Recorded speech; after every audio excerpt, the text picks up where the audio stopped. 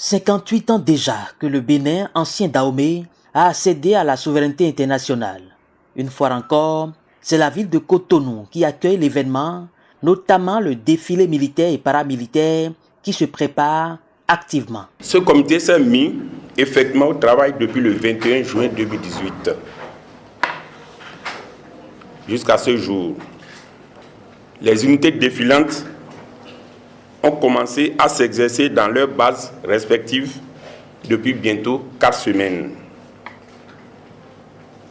Les exercices de cohésion se dérouleront les 27, 28, 29 et 30 juillet 2018 sur le boulevard des Armées et la place de l'Étoile Rouge.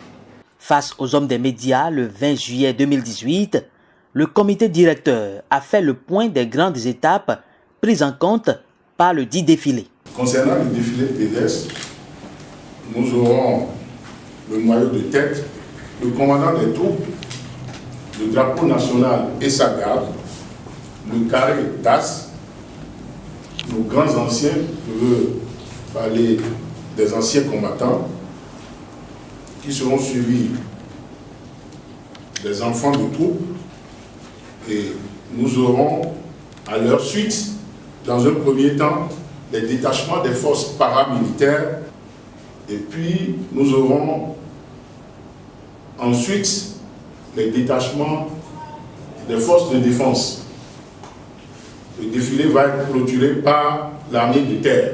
Suivra ensuite le défilé motorisé qui va comporter 2 entités. Et pour réussir cette fête importante pour le pays, plusieurs dispositions ont été prises par le comité directeur.